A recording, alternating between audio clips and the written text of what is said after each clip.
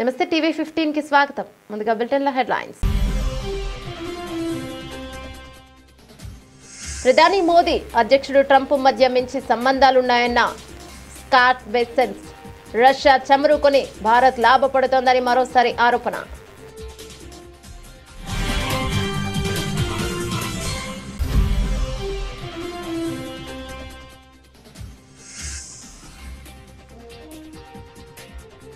నాలుగేళ్లకు మించి ఉండకుండా కట్టడి చేయనున్న ట్రంప్. విద్యార్థుల వీసాలో కీలక మార్పులకు ప్రయత్నాలు.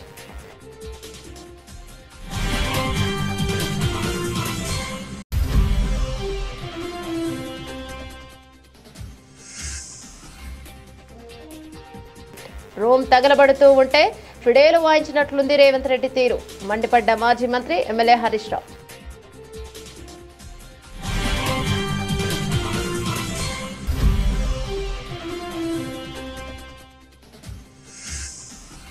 యూరియా ఇవ్వరా అంటూ ఇల్లందు కాంగ్రెస్ ఎమ్మెల్యే కోరం కనకయ్యను ఉరికించిన రైతన్నలు. రైతుల ఆగ్రహానికి పారిపోయిన కాంగ్రెస్ ఎమ్మెల్యే కోరం కనకయ్య.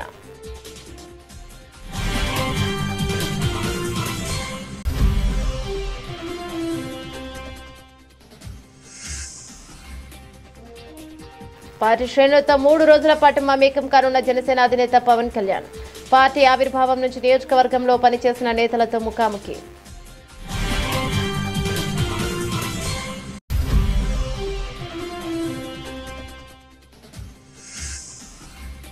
కర్నూలు నగరంలో పర్యావరణానికి హాని కలిగించకుండా మట్టి విగ్రహాలను ఏర్పాటు చేయడం చాలా సంతోషం. పరిశ్రమల శాఖ మంత్రి టీజే భారత్.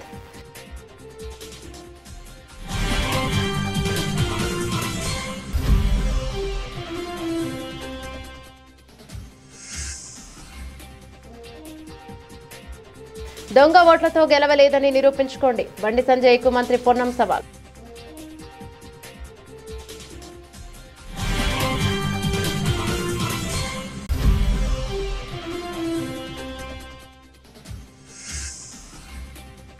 నా కొడుకు వరదల్లో చిక్కుకొని 30 గంటలైంది, ఇంకా కాపాడరా అంటూ కన్నతల్లి ఆవేదన.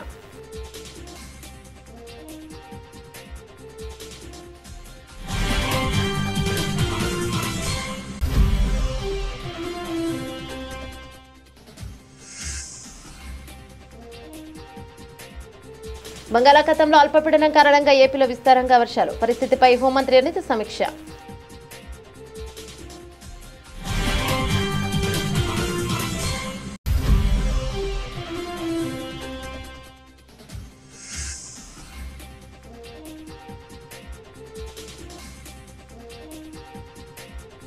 తెలంగాణకు ఆర్మీ హెలికాప్టర్ల రాక ఆలస్యం. రంగంలోకి దిగిన బండి సంజయ్. డీటెయిల్స్ చూస్తే భారత్తో వాణిజ్య ఒప్పందం కుదరడంపై అమెరికా ఒకవైపు ఆశాభావాన్ని వ్యక్తం చేస్తూనే మరోవైపు చర్చల విషయంలో భారత్ తీరుపై అసహనాన్ని ప్రదర్శించింది. ఇరు దేశాల మధ్య ఒప్పందం చివరికి ఖరారవుతుందని US treasury secretary Scott Bessent ధీమాను వ్యక్తం చేశారు. అయితే చర్చల ప్రక్రియలో భారత్ తమను ఆడిస్తోందని ఆయన ఆరోపించారు. ఫాక్స్ న్యూస్ కు ఇచ్చిన ఒక ఇంటర్వ్యూలో స్కాట్ బెసెంట్ మాట్లాడుతూ అమెరికా అధ్యక్షుడు డొనాల్డ్ ట్రంప్ భారత ప్రధాని నరేంద్ర మోదీ మధ్య చాలా మంచి వ్యక్తిగత సంబంధాలు ఉన్నాయని పేర్కొన్నారు. ప్రపంచంలోనే అతిపెద్ద ప్రజాస్వామ్యం భారత్ అయితే అతిపెద్ద ఆర్థిక వ్యవస్థ అమెరికా. చివరికి మేమిద్దరం ఏకతాటిపైకి వస్తామని నేను భావిస్తున్నానని ఆయన అన్నారు. అయితే చర్చల విషయంలో భారత్ అనుసరిస్తున్న వైఖరిని ఆయన తప్పుపట్టారు. ట్రంప్ రెండోసారి అధికారంలోకి వచ్చాక చాలా ముందుగానే భారత్ చర్చలకు వచ్చింది. మే జూన్ నెలలోనే ఒప్పందం కుదురుతుందని నేను ఆశించాను, కానీ ఇప్పటికే ఒప్పందం లేదు. వారు చర్చల ప్రక్రియను సాగదీస్తున్నారని బెసెంట్ అసంతృప్తిని వ్యక్తం చేశారు. ఇదే సమయంలో ట్రంప్ ప్రభుత్వం భారత్ నుంచి దిగుమతులపై అదనంగా 25% సుంకాలను విధించింది. దీంతో మొత్తం సుంకాలు 50%కి చేరాయి. రష్యా నుంచి చమురు కొనుగోలు చేస్తూ భారత్ లాభపడుతోందన్న పాత ఆరోపణను బెసెంట్ మరోసారి గుర్తు చేశారు. గతంలో ఈ ఆరోపణలపై భారత విదేశాంగ మంత్రి సుబ్రహ్మణ్యం జయశంకర్ గట్టిగా బదులిచ్చిన విషయం తెలిసిందే.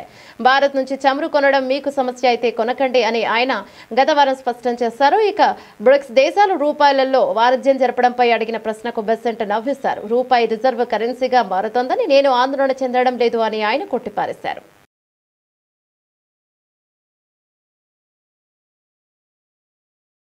అమెరికాలో చదువుకుంటున్న ఉన్నత చదువుల కోసం ఆ దేశానికే వెళ్లే ప్రయత్నాల్లో ఉన్న విద్యార్థులకు ట్రంప్ సర్కార్ మరో షాక్ ఇచ్చింది. ఇప్పటికే వీసాలపై పలు ఆంక్షలు అమలు చేస్తున్న అమెరికా తాజాగా మరో కీలక సవరణకు ప్రతిపాదనలు చేసింది. విదేశీ విద్యార్థులు తమ దేశంలో ఎక్కువ కాలం ఉండిపోకుండా కట్టడి చేసేందుకు ప్రయత్నం చేస్తోంది. విద్యార్థులు, ఎక్స్చేంజ్ విజిటర్లు, మీడియా ప్రతినిధులకు జారీ చేసే వీసాలకు పరిమిత కాల గడువు విధిస్తూ ప్రతిపాదనలు సిద్ధం చేసింది. స్టూడెంట్ వీసాపై వచ్చిన వారు 4 ఏళ్లకు మించి అమెరికాలో ఉండకూడదని నిబంధనలకు సవరణ చేయనుంది. ప్రస్తుతం ఇక F1, J1 వీసాలకు డ్యూరేషన్ ఆఫ్ స్టే వెసులుబాటును కుదించనున్నట్లు సమాచారం. ఈ వెసులుబాటు ప్రకారం విద్యార్థులు ఎంతకాలం చదవాలనుకుంటే అంతకాలం అమెరికాలో ఉండొచ్చు. ఈ ఫ్లెక్సిబుల్ స్టూడెంట్ వీసాలకు కూడా గడువు విధించేలా పరిమిత కాల నివాస అనుమతితో కూడిన వీసాలను మంజూరు చేయాలని డిపార్ట్మెంట్ ఆఫ్ హోమ్ల్యాండ్ సెక్యూరిటీ విభాగం ప్రతిపాదించింది. విదేశీ విద్యార్థులకు డ్యూరేషన్ ఆఫ్ స్టే వెసులుబాటు వల్ల భద్రతాపరమైన ఇబ్బందులు, అమెరికన్ల ప్రయోజనాలకు విఘాతం కలుగుతోందని పేర్కొంది. అందుకే కొన్ని రకాల వీసాదారుల నివాస అనుమతులపై పరిమితి తీసుకొస్తున్నామని తమ నోటీసులో పేర్కొంది. ఈ ప్రతిపాదనను ఫెడరల్ రిజిస్ట్రేషన్లో పబ్లిష్ చేయనున్నారు. ఆ తర్వాత ప్రజల నుంచి అభిప్రాయాలు స్వీకరించి తుది నిర్ణయం తీసుకుంటారు. ప్రజాభిప్రాయ సేకరణను తప్పించి తక్షణమే అమలు చేసేలా మధ్యంతర ఉత్తర్వులు జారీ చేసే అవకాశమూ లేకపోలేదనే అభిప్రాయాలు వ్యక్తమవుతున్నాయి. ఈ మార్పులు అమల్లోకి వస్తే ప్రస్తుతం అమెరికాలో చదువుకుంటున్న 3.3 లక్షల మంది భారతీయ విద్యార్థులపై అధిక ప్రభావం పడే అవకాశం ఉంది. ఒకవైపు ప్రజల ప్రాణాలు పోతుంటే రేవంత్ రెడ్డి ఏమో మూసీ సుందరీకరణ మీద, ఆటల పోటీల మీద రివ్యూలు చేస్తున్నాడు. రోమ్ తగలబడుతుంటే ఫిడేలు వాయించినట్లు ఉంది రేవంత్ రెడ్డి తీరు. నిన్న ఒక మంత్రి హెలికాప్టర్ను అత్యవసర పరిస్థితుల్లోనే వాడాలని అంటున్నాడు. వాళ్ళేమో పెళ్లికి బీహార్లో రాజకీయాలకు వాడతారు. వరదల్లో చిక్కుకొని 2 యువకులు మృతి చెందారు. ఇది ప్రభుత్వ వైఫల్యమే. వారు కొన్ని గంటల పాటు కరెంటు పోల్కు పట్టుకొని తమను రక్షించాలని వేడుకున్నారు. సాయం కోసం ఎదురు చూస్తారు. జిల్లా కలెక్టర్ అధికార యంత్రాంగానికి సమాచారం ఇచ్చినా వారు పట్టించుకోలేదు. మధ్యాహ్నం కరెంటు పోలు కూడా కొట్టుకుపోయి ఆ 2 యువకులు చనిపోయారని మాజీ మంత్రి ఎమ్మెల్యే హరీష్ రావు మండిపడ్డారు. రాష్ట్ర ప్రభుత్వం వరద నివారణ చర్యలు తీసుకోవడంలో పూర్తిగా విఫలమైపోయింది. ముఖ్యంగా ఈ రోజు ఈ ఫెయిల్యూర్ అంతా కూడా రాష్ట్ర ముఖ్యమంత్రిది, రాష్ట్ర ప్రభుత్వాన్ని. ఎంత బాధతో ఉన్నామంటే ఈరోజు ఇవాళ హవేలీ గన్పూర్ మండలంలో మరి 2 యువకులు చనిపోవడం జరిగింది. వాళ్ళ పిల్లలు, ముఖ్యంగా 2 పిల్లలు గురుకుల పాఠశాలలో చదువుతున్నారు. వర్షాల వల్ల గురుకుల పాఠశాల లీక్ అయితా ఉంది, మీ పిల్లల్ని తీసుకుపోండి అని ప్రిన్సిపల్ ఫోన్ చేస్తే పిల్లల్ని మెదక్కు పోయి తీసుకొచ్చుకుందామని బయలుదేరి మరి ఆటోలో నడుపుతున్నటువంటి యాదగౌడు, ఆటోలో కూర్చున్న సత్యనారాయణ 2 కూడా ఈ వరదలో ఆటో కొట్టుకుపోయి చనిపోవడం జరిగింది. ఆ 2 దాదాపు కొన్ని గంటల పాటు కరెంటు పోలు పట్టుకొని ప్రభుత్వం నుంచి ఏదైనా సహాయం అందుతుందా, హెలికాప్టర్ వస్తుందా, ఎన్డీఆర్ఎఫ్ బృందాలు వస్తాయని 4-5 గంటలు ఎదురు చూశారు. కరెంటు పోలు మీద నుంచి ఫోన్లు కూడా చేశారు. కానీ కలెక్టర్ గారు కానీ జిల్లా యంత్రాంగం ఎవరు స్పందించలేదు. మధ్యాహ్నం 2 తర్వాత కరెంటు పోలు కూడా వరద ఉధృతికి పడిపోయి ఆ వరదలో కొట్టుకొని ఆ 2 కూడా చనిపోవడం జరిగింది. అంటే ఇది కేవలం ప్రభుత్వ వైఫల్యం. నిన్న ఒక మంత్రి గారు మాట్లాడుతూ అంటాడు, హెలికాప్టర్ అంత అవసరమైతే తప్ప వాడద్దట. మీరు మాత్రం పెళ్లిలకు వాడండి, బీహార్లో రాజకీయాల కోసం వాడండి, మీ సొంత కార్యక్రమాలకు వాడుకోండి. ఆనాడు ఖమ్మం జిల్లాలో కూడా హెలికాప్టర్ పంపకపోతే ప్రాణాలు పోయినాయి. ఇవాళ మెదక్ జిల్లాలో కూడా సకాలంలో హెలికాప్టర్ రాక ప్రజల ప్రాణాలు పోయినాయి. అంటే ప్రభుత్వం ముందస్తు చర్యలు తీసుకోలేదు. నిజాం సాగర్ లో ఈ వరద ఉధృతిని చూసి గేట్లెత్తి ముందుగానే నిజాం సాగర్ ను ఖాళీ చేసి ఉంటే బ్యాక్ వాటర్ లో ఇంత నష్టం జరిగి ఉండేది కాదు. అటు ఇంజనీరింగ్ లోపం ఉంది, ప్రభుత్వ వైఫల్యం ఉంది. నిన్న ముఖ్యమంత్రి గారు ఇంత వరదలు వస్తుంటే వీడియో కాన్ఫరెన్స్ పెట్టి అత్యవసరంగా రివ్యూ చేయాల్సిన ముఖ్యమంత్రి ఆయన మూసీ సుందరీకరణ రివ్యూ చేస్తున్నాడు. ఇవాళ పొద్దున్న లేచి ఆటల పోటీల గురించి రివ్యూ చేస్తుంది.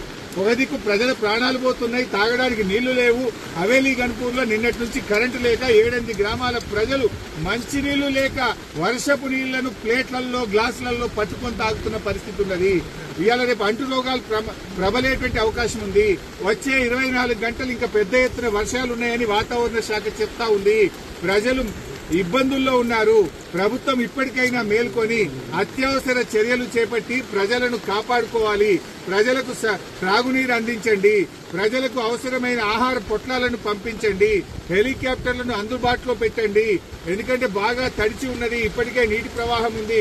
ఇంకా వర్షం ఏమన్నా కొద్దిపాటి వర్షం ఎక్కువ పడ్డా కూడా మరి చెరువులు గాని తెగేటువంటి ప్రమాదం ఉంటది కనుక యూరియా ఇవ్వరా అంటూ ఇల్లందు కాంగ్రెస్ ఎమ్మెల్యే కోరం కనకయ్యను రైతన్నలు ఉరికించారు. యూరియా కొరతపై ఎమ్మెల్యే కోరం కనకయ్యను రైతులు నిలదీశారు. రైతులే బ్లాక్ లో యూరియాను అమ్ముకుంటున్నారని అనడంతో ఎమ్మెల్యే కోరం కనకయ్యపై తీవ్ర ఆగ్రహాన్ని వ్యక్తం చేశారు. రైతుల ఆగ్రహానికి కాంగ్రెస్ ఎమ్మెల్యే కోరం కనకయ్య అక్కడి నుంచి పారిపోయారు.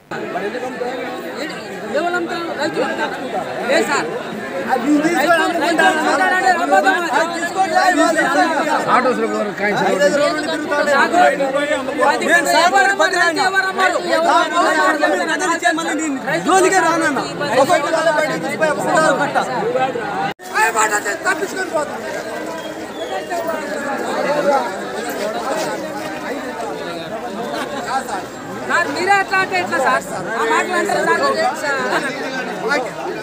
సార్ సార్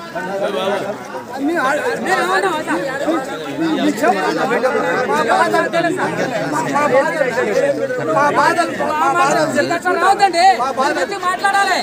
ఎమ్మెల్యే గారు నమస్కారం అనవద్దు కానీ ఎవరు విన్నారు వాళ్ళు.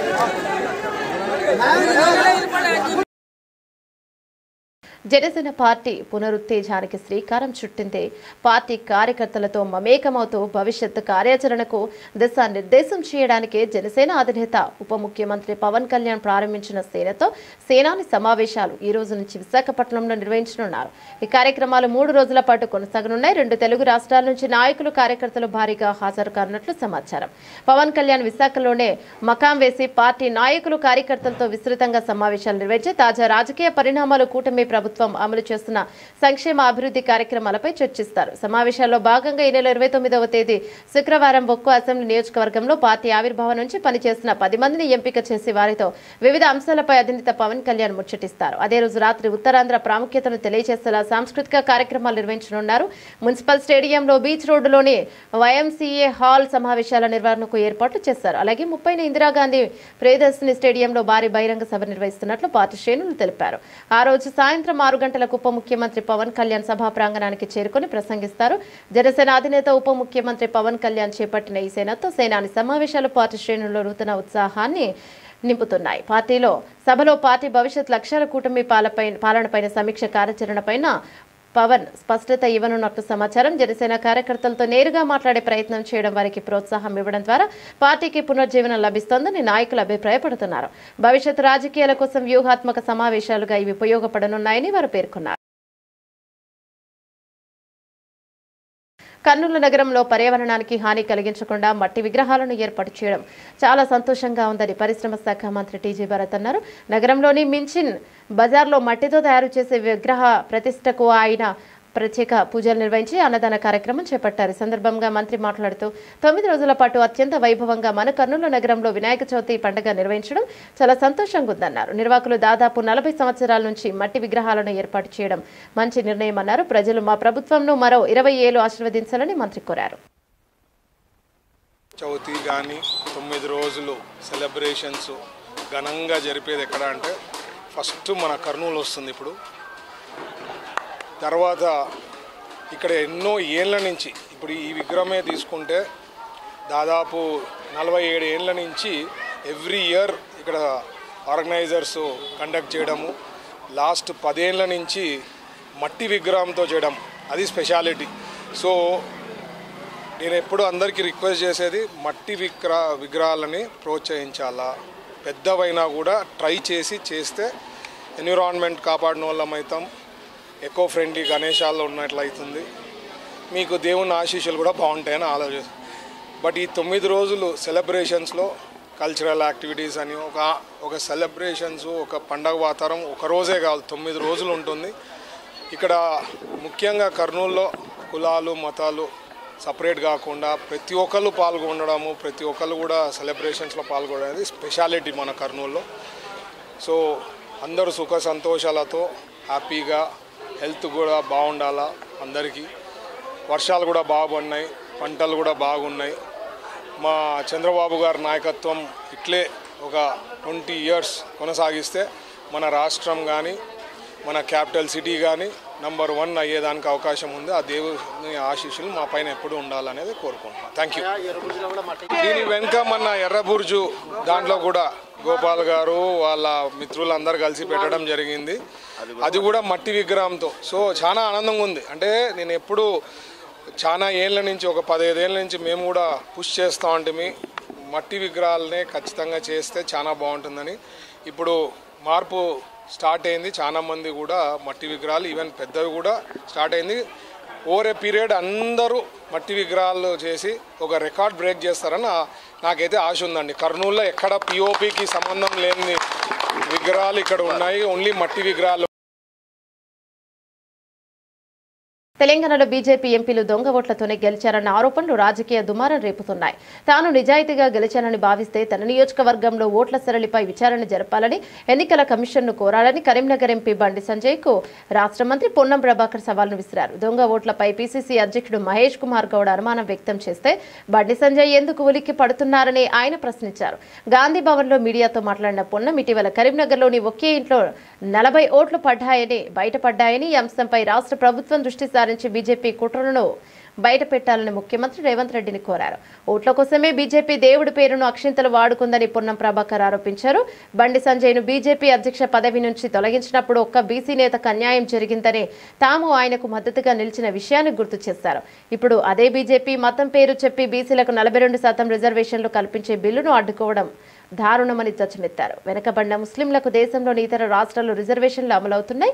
దూదేకుల పేరుతో తెలంగాణ బీసీలకు అన్యాయం చేస్తే ఎలా అని బండి సంజయ్ను నిలదీశారు. కేంద్రం బీసీ బిల్లుపై నిర్ణయం తీసుకోకపోవడం వల్లే స్థానిక సంస్థల ఎన్నికలు ఆలస్యమవుతున్నాయని స్పష్టం చేశారు. బీసీ రిజర్వేషన్ల బిల్లులో మతపరమైన అంశాలు లేవని బీజేపీ ఎమ్మెల్యే పాయల్ శంకర్ స్వయంగా చెప్పారని పొన్నం గుర్తు చేశారు. ఈ బిల్లుకు ఆమోదం లభించేలా కేంద్ర ప్రభుత్వాన్ని ఒప్పించాల్సిన బాధ్యత ఎంపీలు ఈటల రాజేందర్, ధర్మపురి అరవింద్లపై ఉందని అన్నారు. మరోవైపు బీసీలకు అన్యాయం చేసేలా వ్యవహరిస్తున్నారన్న ఆర్ కృష్ణయ్య ధర్నా చేయడం విడ్డూరంగా ఉందని విమర్శించారు. ఈ సందర్భంగా కేంద్ర మంత్రి కిషన్ రెడ్డిపై కూడా పొన్నం విమర్శలు గుప్పించారు. హైదరాబాద్ నగరానికి కేంద్రం నుంచి ఆయన ₹1 అయినా నిధులు తీసుకొచ్చారని ప్రశ్నించారు. మెట్రో విస్తరణకు అనుమతులు ఎందుకు తేలేకపోయారని నిలదీశారు. గత 10 ఏళ్ల బీఆర్ఎస్ పాలనను హైదరాబాద్కు చుక్క నీరు కూడా అదనంగా తీసుకురాలేదని విమర్శించారు. ఈరోజు భారతీయ జనతా పార్టీ ఓట్ల కొరకు మాత్రమే భగవంతుని వాడుకుంటుంది. రాజకీయంగా భగవంతుని రాజకీయాల్లోకి తీసుకొస్తా ఉంది. మొన్న గంగాధరలో మా ప్రదేశ్ కాంగ్రెస్ అధ్యక్షుడు మహేష్ కుమార్ గౌడ్ గారు దేశవ్యాప్తంగా రాహుల్ గాంధీ గారు ఓటు చోరీ బహిర్గతం చేసి సాక్ష్యాధారాలతోటి బీహార్లో జరిపిన విధంగా ఇక్కడ కూడా 8 మంది పార్లమెంట్ సభ్యులు ఆ భారతీయ జనతా పార్టీకి సంబంధించిన వాళ్ళు దొంగ ఓట్లతోటి ఓటు చోరీతోటి గెలిచి ఉండొచ్చురు అనేటువంటి ఒక మాట చెప్పినాడు. కావచ్చు, అనుమానం ఉంది అని చెప్పినాడు, ఆధారాలతో చెప్పలే.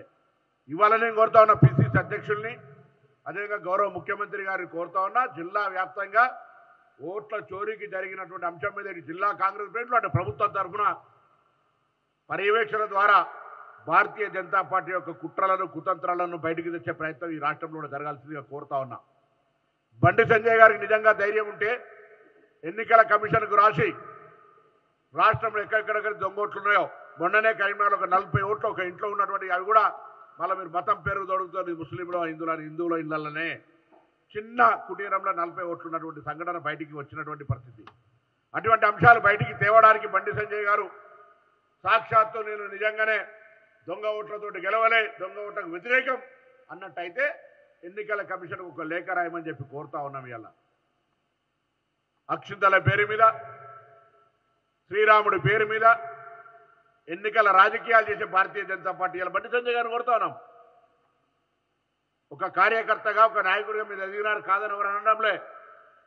కానీ ఈరోజు ఎన్నికల సందర్భంగా మీరు వాడినటువంటి అంశాలు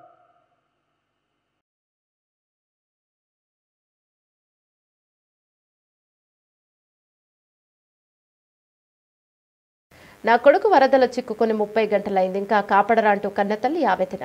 రాజన్న సిరిసిల్ల జిల్లా గంభీరావుపేట మండలం నార్మలవాగులో చిక్కుకున్న జంగం స్వామి అనే 30 గంటలైనా ఈ అధికారులు నా కొడుకును కాపాడడం లేదు, వాడు చచ్చిపోతాడంటూ తల్లి లక్ష్మి ఆవేదన. 25 గంటలు అవుతుంది. ఎవరైనా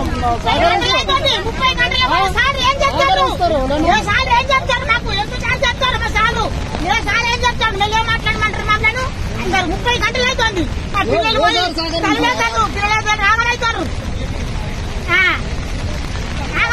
మాకు ఎందుకు ఇవన్నీ ఎలక్షన్లు ఇవన్నీ అన్ని ఉన్నప్పుడు మాకు తీసుకొచ్చి మాకు అప్పుడు చెప్పాలి. మళ్ళీ మాకు లేకపోతే మేమే ప్రాణాలు కూడా కొట్టుకుందామా?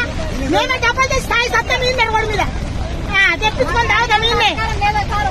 మేము ఇక్కడ చచ్చిపోతాం. మరి సేవలు అయితే మరి ఒక ఇక్కడ అట్లా సేవలు అయింది. మరి మాకు ఎందుకు వాళ్ళు అయినాక మేము ఎందుకు మేము ఆలోచన గంటల కోలే మేము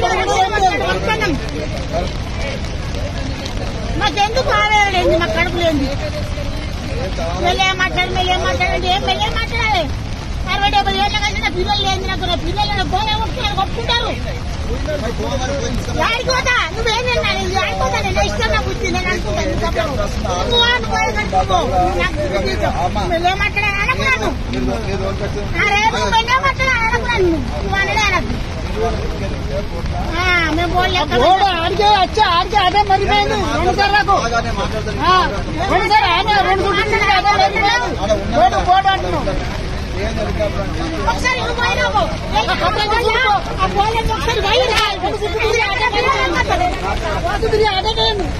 వాళ్ళ వైరాబాద్ వాళ్ళు అంటారు. వాళ్ళ వైరాబాద్ ఒకసారి నువ్వు పోయి వచ్చినాక నా పిల్లలు బంగాళాఖాతంలో ఏర్పడిన అల్పపీడనం ప్రభావంతో ఆంధ్రప్రదేశ్ రాష్ట్ర వ్యాప్తంగా పలు జిల్లాల్లో భారీ వర్షాలు కురుస్తున్నాయి. నేపథ్యంలో రాష్ట్ర ప్రభుత్వం అప్రమత్తమైంది. సహాయక చర్యలపై దృష్టి సారించిన మంత్రులు అధికార యంత్రాంగానికి కీలక ఆదేశాలు జారీ చేస్తున్నారు. వర్షాల పరిస్థితిపై హోంశాఖ మంత్రి వంగలపూడి అనిత అధికారులతో సమీక్ష నిర్వహించారు. పలు జిల్లాల్లో కలెక్టర్లతో ఆమె ఫోన్లో మాట్లాడి క్షేత్రస్థాయి పరిస్థితులను అడిగి తెలుసుకున్నారు. తక్షణమే అన్ని జిల్లాల్లో కంట్రోల్ రూమ్లను ఏర్పాటు చేయాలని ఆదేశించారు. ముఖ్యంగా కృష్ణానది పరివాహక ప్రాంతాలు, ఇతర లోతట్టు ప్రాంతాలు ప్రజలను నిరంతరం అప్రమత్తం చేయాలని స్పష్టం చేశారు. అధికారులు క్షేత్రస్థాయిలో అందుబాటులో ఉంటూ పరిస్థితిని పర్యవేక్షించాలని సూచించారు. అత్యవసర పరిస్థితులను ఎదుర్కొనేందుకు ఎస్డీఆర్ఎఫ్, ఎన్డీఆర్ఎఫ్ బృందాలను సిద్ధంగా ఉంచాలని తెలిపారు. ప్రమాదకరంగా ఉన్న హోర్డింగ్లను, రహదారులపై కూలిన చెట్లను వెంటనే తొలగించాలని మంత్రి ఆదేశించారు. మరోవైపు విద్యుత్ శాఖ మంత్రి గొట్టిపాటి రవికుమార్ తన శాఖ అధికారులతో టెలికాన్ఫరెన్స్ నిర్వహించారు. వర్షాలు కారణంగా విద్యుత్ సరఫరాలో ఎదురవుతున్న సమస్యలపై ఆరా తీశారు. ప్రజలకు ఎలాంటి ఇబ్బందులు లేకుండా అన్ని రకాల ముందస్తు చర్యలు చేపట్టాలని ఆయన అధికారులకు దిశానిర్దేశం చేశారు. ఉత్తరాంధ్రలో నీటి ప్రవాహం ఎక్కువగా ఉన్న కొన్ని ప్రాంతాల్లో భద్రతా కారణాల దృష్ట్యా విద్యుత్ సరఫరా నిలిపివేయనున్నట్లు అధికారులు మంత్రికి వివరించారు. రాష్ట్ర వ్యాప్తంగా 1-2 చోట్ల మినహా పెద్దగా సమస్యలు తలెత్తలేదని చెప్పారు. విద్యుత్ ప్రమాదాలు జరగకుండా ప్రజలను అప్రమత్తం చేయాలని గొట్టిపాటి సూచించారు. వినాయక విగ్రహాల నిమజ్జన ఊరేగింపుల సమయంలో విద్యుత్ తీగల పట్ల సిబ్బంది జాగ్రత్తగా వ్యవహరించేలా చర్యలు తీసుకోవాలని కూడా ఆయన ఆదేశించారు. తెలంగాణలో వరదల సహాయక చర్యల కోసం ఆర్మీ హెలికాప్టర్లు రాక ఆలస్యం కావడంతో కేంద్ర హోంశాఖ సహాయ మంత్రి బండి సంజయ్ రంగంలోకి దిగారు. ఆయన నేరుగా రక్షణ శాఖ ఉన్నతాధికారులకు ఫోన్ చేసి పరిస్థితిపై ఆరా తీశారు. రాష్ట్రంలో వరదల తీవ్రత, సహాయక చర్యల ఆవశ్యకతను వారికి వివరించారు. రాష్ట్రంలో ఎడతెరిపి లేకుండా కురుస్తున్న భారీ వర్షాల కారణంగా వాతావరణం పూర్తిగా ప్రతికూలంగా మారిందని, ఇదే హెలికాప్టర్ల రాకకు ప్రధాన అడ్డంకిగా నిలిచిందని రక్షణ శాఖ అధికారులు బండి సంజయ్ కు తెలిపారు. తెలంగాణ కోసం ఇప్పటికే 3 హెలికాప్టర్లను సిద్ధం చేశామని, అయితే వాతావరణం అనుకూలించకపోవడంతో అవి బయలుదేరలేకపోతున్నాయని స్పష్టం చేశారు. నేపథ్యంలో ప్రత్యామ్నాయ మార్గాలపై దృష్టి సారించినట్లు అధికారులు పేర్కొన్నారు. మహారాష్ట్రలోని నాందేడ్, కర్ణాటకలోని బీదర్ వైమానిక స్థావరాల నుంచి హెలికాప్టర్లను పంపేందుకు ప్రయత్నిస్తున్నామని వారు బండి సంజయ్ కు తెలియజేశారు. ఈ సందర్భంగా బండి సంజయ్ రాష్ట్రంలోని వరద తీవ్రతను అధికారుల దృష్టికి తీసుకువెళ్లారు. ముఖ్యంగా ఎస్ఆర్ఎస్పీ, మానేరు నదులు ఉప్పొంగి ప్రవహిస్తున్నాయని, అనేక ప్రాంతాలు జలదిగ్బంధంతో చిక్కుకున్నాయని వివరించారు. ముంపు బాధితులను సురక్షిత ప్రాంతాలకు తరలించేందుకు రాష్ట్ర ప్రభుత్వం చేస్తున్న ప్రయత్నాలకు సహాయపడడానికి ఎన్డీఆర్ఎఫ్ బృందాలు సిద్ధంగా ఉన్నాయని ఆయన తెలిపారు. పరిస్థితుల దృష్ట్యా వీలైనంత త్వరగా హెలికాప్టర్లను పంపేందుకు చర్యలు తీసుకోవాలని ఆయన అధికారులను కోరారు. భారత దిగుమతులపై 50% టారిఫ్లు అమల్లోకి రావడంతో నేడు దేశీయ స్టాక్ మార్కెట్లు నష్టాలతో ప్రారంభమయ్యాయి. ఈ పరిణామం ఇన్వెస్టర్ల సెంటిమెంట్ను తీవ్రంగా దెబ్బతీయడంతో ఆరంభ ట్రేడింగ్లోనే కీలక సూచీలు ఒత్తిడికి గురయ్యాయి. ట్రేడింగ్ ప్రారంభమయ్యాక 9 గంటల 30 నిమిషాల సమయంలో బీఎస్ఈ సెన్సెక్స్ సుమారు 900 పాయింట్లు క్షీణించగా నిఫ్టీ సుమారు 200 పాయింట్ల నష్టంతో ట్రేడ్ అవుతున్నాయి. టారిఫ్ల తక్షణ ప్రభావం మార్కెట్ విశ్వాసాన్ని దెబ్బతీసిందని, అయితే ప్రభుత్వం త్వరలో చేపట్టబోయే సంస్కరణలు, విధానపరమైన చర్యలు సమీక్ష భవిష్యత్తులో మార్కెట్లకు మద్దతు ఇవ్వవచ్చని నిపుణులు అభిప్రాయపడుతున్నారు. Nifty 100, Nifty 200, Nifty small cap, Nifty mid cap సూచీలన్నీ నష్టాల్లోనే ట్రేడ్ అయ్యాయి. రంగాల వారీగా చూస్తే నిఫ్టీ ఆటో సూచీ 0.37% లాభపడి ట్రెండ్కు భిన్నంగా నిలిచింది. అయితే FMCG, metal, pharma, PSU, bank వంటి కీలక రంగాలు నష్టాలను చవిచూస్తాయి. ప్రస్తుత వాణిజ్య దౌత్యపరమైన ఉద్రిక్తల నేపథ్యంలో ప్రధాని నరేంద్ర మోదీ త్వరలో చేపట్టిన జపాన్, చైనా పర్యటనలపై మార్కెట్ వర్గాలు ఆసక్తిని గమనిస్తున్నాయి. ఆసియాలోని ఇతర మార్కెట్లలో జపాన్, నిక్కీ, దక్షిణ కొరియా, కొస్పీ లాభాలు ఉండగా హాంకాంగ్, తైవాన్ సూచీలు నష్టాల్లో కొనసాగుతున్నాయి. బాలీవుడ్ సూపర్ స్టార్ సల్మాన్ ఖాన్ తన కుటుంబంతో కలిసి వినాయక చవితి వేడుకల్లో పాల్గొన్నారు. సల్మాన్ సోదరి అర్పితా ఖాన్ శర్మ ఇంట్లో ఈ పూజ జరగగా పూజ అనంతరం సల్మాన్ స్వయంగా గణపతికి హారతిచ్చాడు. ఈ వేడుకకి సంబంధించిన వీడియోను సల్మాన్ తన ఇన్స్టాగ్రామ్ లో పోస్ట్ చేయగా అది సోషల్ మీడియాలో వైరల్ గా మారింది. ఇక ఈ పూజ కార్యక్రమంలో సల్మాన్ తల్లి సల్మా ఖాన్, తండ్రి సలీం ఖాన్, సోదరుడు అర్ఫాజ్ ఖాన్, సోదరి అల్వీరా ఖాన్, ఆమె భర్త అతుల్ అగ్నిహోత్రి, అర్పితా ఖాన్, ఆమె భర్త ఆయుష్ శర్మ, పిల్లలు ఆహిత్, అయ్యత్ పాల్గొన్నారు. బాలీవుడ్ నుంచి రితేష్ దేశ్ముఖ్, జెనీలియా తదితరులు కూడా ఈ వేడుకల్లో పాల్గొన్నారు. సల్మాన్ ఖాన్ ప్రతి సంవత్సరం తన కుటుంబంతో కలిసి గణపతి పూజలు చేయడం ఆనవాయితీగా వస్తోంది. ఈ వేడుకకు సంబంధించిన వీడియోలు మరియు ఫోటోలు అభిమానులను ఆకట్టుకుంటున్నాయి. బులెటిన్ ముగించే ముందు హెడ్లైన్స్ మరోసారి. ప్రధాని మోదీ, అధ్యక్షుడు ట్రంప్ మధ్య మంచి సంబంధాలున్నాయన్న స్కాట్ బెసెన్స్. రష్యా చమురుకొని భారత్ లాభపడుతోందని మరోసారి ఆరోపణ.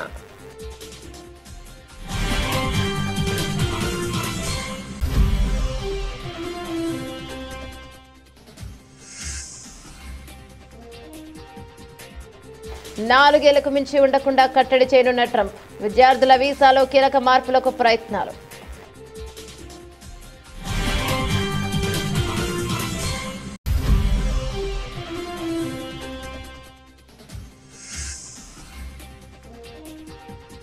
రోమ్ తగలబడుతూ ఉంటే ఫిడేలు వాయించినట్లుంది రేవంత్ రెడ్డి తీరు. మండిపడ్డ మాజీ మంత్రి ఎమ్మెల్యే హరీష్ రావు.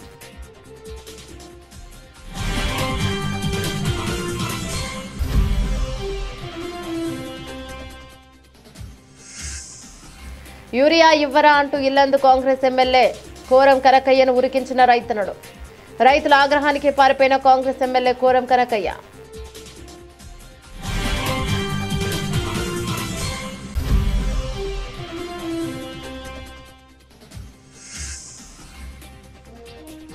పార్టీ శ్రేణులతో 3 రోజుల పాటు మమేకం కానున్న జనసేన అధినేత పవన్ కళ్యాణ్.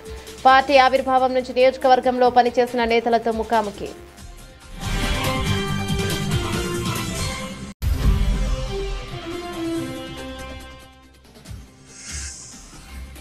కర్నూలు నగరంలో పర్యావరణానికి హాని కలిగించకుండా మట్టి విగ్రహాలను ఏర్పాటు చేయడం చాలా సంతోషం. పరిశ్రమల శాఖ మంత్రి టీజే భారత్.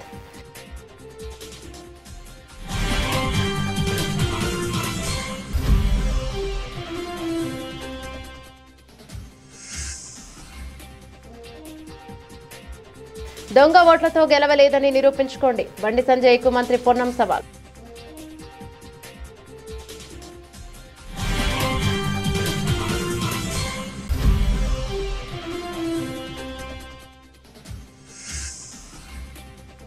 నా కొడుకు వరదల్లో చిక్కుకొని 30 గంటలైంది, ఇంకా కాపాడరా అంటూ కన్నతల్లి ఆవేదన.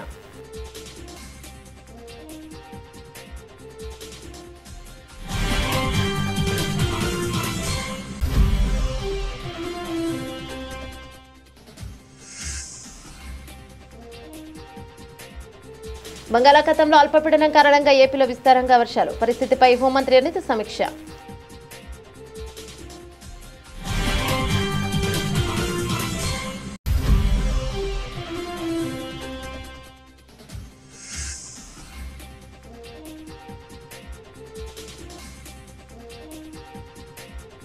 తెలంగాణకు ఆర్మీ హెలికాప్టర్ల రాక ఆలస్యం, రంగంలోకి దిగిన బండి సంజయ్. ఇవి బులెటిన్ డీటెయిల్స్. మరో బులెటిన్లో మళ్ళీ కలుద్దాం. అంతవరకు సెలవు, నమస్తే.